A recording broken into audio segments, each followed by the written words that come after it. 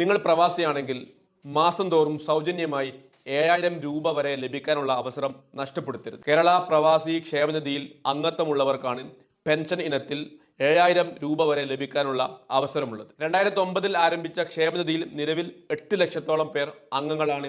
25,000-ഓളം പേർക്ക് ഇതിന്റെ പെൻഷൻ ആനുകൂല്യം ലഭിക്കുന്നുമുണ്ട്. ഇപ്പോൾ പ്രവാസ ജീവിതം നയിക്കുന്നവർക്കും പ്രവാസ ജീവിതം അവസാനിപ്പിച്ച് നാട്ടിലേക്ക് മടങ്ങിയവർക്കുമൊക്കെ ഇതിന്റെ ആനുകൂല്യം ലഭിക്കും. 18 വയസ്സിനും 60 വയസ്സിനും ഇടയിൽ പ്രായമുള്ളവർക്കൊക്കെ ഇതിൽ അംഗത്വം എടുക്കാം.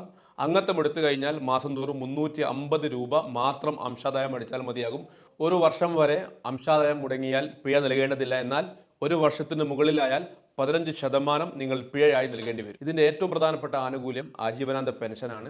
55 വയസ്സിനോ അതിനു മുമ്പോ അംഗത്വം എടുത്തവർക്ക് 60 വയസ്സ് പൂർത്തിയായാൽ ഏറ്റവും മിനിമം 3,500 രൂപ പെൻഷനായി ലഭിക്കും. 5 വർഷം അംശാദായം അടച്ച് അംഗത്വം പൂർത്തിയാക്കുന്നതിന് മുമ്പേ മരണപ്പെട്ടാൽ കുടുംബത്തിന് 50,000 രൂപയും അടച്ച തുകയും ലഭിക്കും. തുടർച്ചയായി 3 വർഷം അംശാദായം അടിച്ച വ്യക്തിയുടെ മകളുടെ വിവാഹത്തിന് 10,000 രൂപ വരെ വിവാഹ ധനസഹായമായും ലഭിക്കും. മക്കളുടെ വിദ്യാഭ്യാസത്തിനായി 4,000 രൂപയാണ് സ്കോളർഷിപ്പ് ഇനത്തിൽ ലഭിക്കുക. നിങ്ങൾ പ്രവാസിയായിരുന്ന കാലത്ത് ഇതിന് അപേക്ഷിക്കാൻ കഴിഞ്ഞിട്ടില്ലെങ്കിൽ ഒട്ടും വിഷമിക്കേണ്ടതില്ല.